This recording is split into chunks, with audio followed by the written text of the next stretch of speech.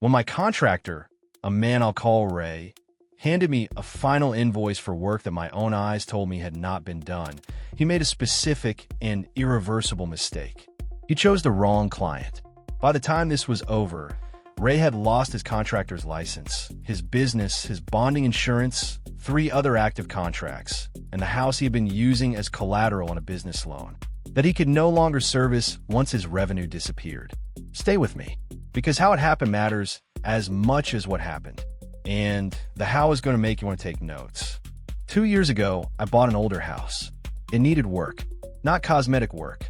Structural, plumbing, electrical, the kind of renovation that requires permits, licensed subcontractors, inspections at every stage, and someone coordinating all of it, who actually knows what they're doing. A colleague recommended Ray.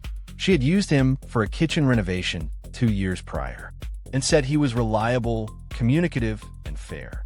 She showed me the work. It was excellent. Ray came to see the house. He was in his mid-40s, confident, the kind of contractor who walks through space with the easy authority of someone who has seen 10,000 houses and knows immediately what each one needs. He gave me a quote, detailed, line by line, labor, materials, subcontractor costs, permit fees, all itemized, $62,000 for the full scope. Timeline, 16 weeks. We signed a contract. I paid 30% up front, just under $19,000 as the deposit. And for the first 6 weeks, everything was fine. Workers showed up. Permits were pulled. A structural wall was opened and reinforced, exactly as specified. The old plumbing in the kitchen was replaced. I was optimistic. Then, at week 7, the pace slowed. Workers started appearing only 2 or 3 days a week, instead of 5. Ray's communication became less frequent. When I asked about timeline, his answers became vague in a specific way. The vagueness of someone who is managing multiple stories simultaneously and losing track of which one he told you. At week 12, I walked through the house and made a list of everything that had been completed. Then I compared that list to the contract. 30%, maybe 32. We were 12 weeks into a 16-week job and barely a third done. I called Ray. He said there had been material delays, supply chain issues, subcontractor scheduling conflicts. He used all the right language. He sounded reasonable. I gave him the benefit of the doubt. This was mine.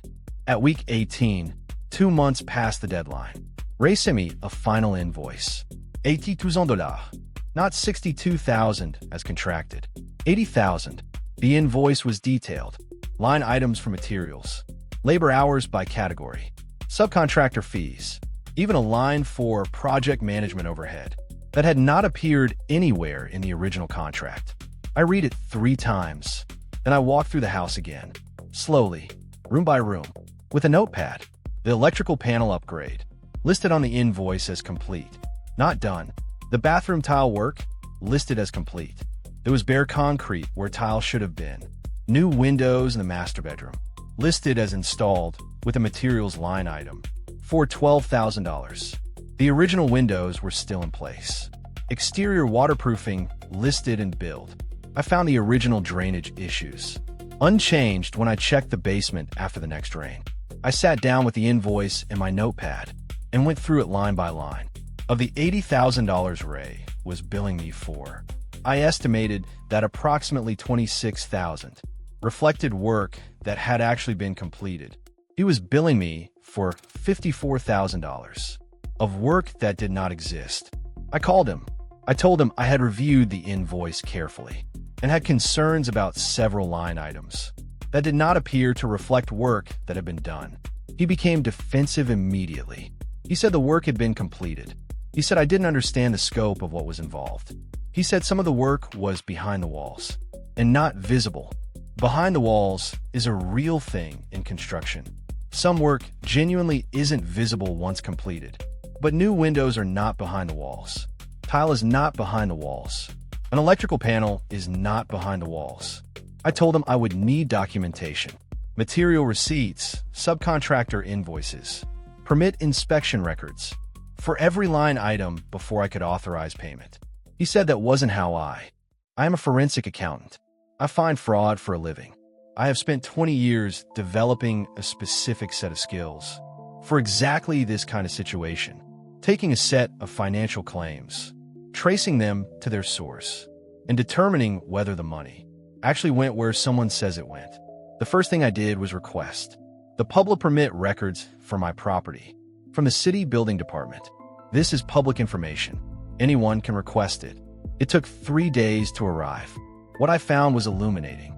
Of the 7 permits that should have been pulled for the scope of work in our contract, 4 had been pulled. 3 had not.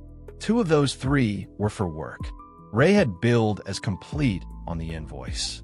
The electrical panel upgrade, which requires a permit and a city inspection, had no permit on record, which meant either the work had not been done or it had been done illegally without required inspection. Either way, a problem. The second thing I did was contact the material suppliers. The invoice listed specific vendors for lumber, electrical materials, windows, and tile. I called each vendor and asked, as the property owner, whether they had records of orders delivered to my address. 2 of them had no record of any delivery to my property. One of them, the windows supplier, confirmed that an order for windows matching the specifications on Ray's invoice had been placed, but the delivery address was not my house. It was a different property entirely. Ray had billed me for windows that he had purchased for someone else's job. The third thing I did was pull Ray's contractor license record from the state licensing board. Contractor license records are public. They show the license status, any disciplinary history, and this is the part that matters: the bonding and insurance information.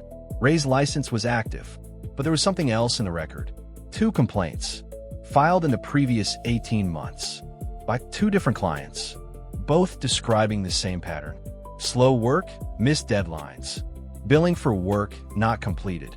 Neither complaint had been formally resolved. They were sitting there in the public record, waiting for someone to find them. I had now found them. I spent the next 2 weeks building a document, not an angry letter, not a threat, a forensic analysis. 41 pages, organized by category: permits not pulled, materials not delivered, work not completed, discrepancies between the invoice and verifiable records. Every claim supported by documentation. Every document sourced and dated. I had done this kind of work for courtrooms and regulatory bodies for 20 years. I knew exactly what format made it impossible to dismiss. When it was finished, I sent copies to 5 different recipients. And this is where the story gets interesting. The first envelope went to Ray's attorney because he had retained one after I refused to pay the invoice. The attorney had sent me a demand letter. I sent the forensic analysis in response. I never heard from that attorney again. The second envelope went to the State Contractor's Licensing Board, a formal complaint attached to the 41-page analysis, citing specific violations of contractor licensing law related to billing for unperformed work, failure to pull required permits, and a pattern of complaints across multiple clients. The third envelope went to Ray's bonding company. Contractors carry performance bonds, insurance that protects clients. If the contractor fails to complete the work or engages in fraud, I filed a claim against the bond, attaching the forensic analysis as supporting documentation. A bond claim triggers an immediate investigation by the bonding company's own auditors. These auditors are not sympathetic. They are looking for reasons not to pay the claim, which means they examine the contractor's conduct with the same scrutiny I had applied. The fourth envelope went to the 2 clients whose complaints were already on file with the licensing board. I had found their contact information through property records. The complaints listed the property addresses, and I reached out to explain what I had found and to ask if they wanted to coordinate their documentation with mine. For the licensing board complaint, both of them did. We had now gone from 1 complaint to 3 coordinated complaints, all describing the same pattern, all supported by documentation. The 5th envelope went to Ray directly. Inside was a single page. It was not a threat. It was a statement of fact. I had paid Ray $19,000. I calculated that approximately $26,000 Dollars of work had been completed, meaning he had slightly more than covered my deposit. In actual completed work, I was not pursuing him for the remaining amount. I considered the contract satisfied at the level of work actually performed, but I would not be paying the $80,000 invoice. I would not be paying any additional amount. And if he filed in small claims court, the 41-page forensic analysis would be submitted as my defense, along with the 3 coordinated licensing board complaints, the bond claim currently under investigation, and the permit records from the city building department. I wished him well. I heard nothing back for 11 days. Then his attorney called, not with a new demand, with a question. Was there any path to resolving this without further regulatory involvement? I said, the regulatory processes are already underway. I don't control them, but I'm happy to speak with your client directly if he'd like to discuss the completed work documentation. The attorney said he would be in touch. He was not in touch. What happened next came from the licensing board. The state contractor's licensing board opened a formal investigation 8 weeks after receiving my complaint. I know this because they sent me a letter confirming receipt and informing me that the matter had been referred to their enforcement division. What I did not know at the time, and learned later, was that my complaint, combined with the 2 existing ones, and the coordinated documentation from the other clients, had triggered something larger than a routine review. The enforcement division had been looking at Ray's operation for several months. Following the earlier complaints, mine provided the forensic documentation they needed to move forward. The investigation took 4 months. During those 4 months, Ray's bonding company completed their own audit. They found sufficient evidence of fraud to deny his bond renewal. Without a valid performance bond, Ray could not legally operate as a general contractor. I want to be honest about what I recovered. The incomplete renovation cost me money, not just the deposit I paid Ray, but the additional cost of hiring a legitimate contractor to complete the work Ray had left unfinished. Through the bonding company claim, I received a partial settlement, enough to cover most of the additional contractor costs. I did not get rich from this. I got even, and I got my house finished, eventually by people who actually did the work. The other 2 clients received similar partial recoveries from the bond settlement. None of us got everything back, but Ray got nothing forward. No license, no business, no house, no industry to return to, until he had made every one of us whole, which, given his financial situation, was going to take a very long time. The last thing I heard about Ray was from the contractor who completed my renovation. A different one, licensed, bonded, reliable. He said Ray had been seen doing day labor for a landscaping company, cash work, no contracts, no invoices, because he no longer had the standing to issue them. I thought about that for a moment, and I thought about the windows that had been billed to my invoice and delivered to someone else's house. And I thought about the very specific satisfaction of knowing that the system worked, not because someone powerful intervened, not because I got lucky, but because I documented everything. I understood the tools available to me, and I used them, every single one. Here is what I want you to take from this story. The first thing, contractor fraud is one of the most common. Here is what I want you to take from this story. The first thing, contractor fraud is one of the most common forms of financial fraud in the country.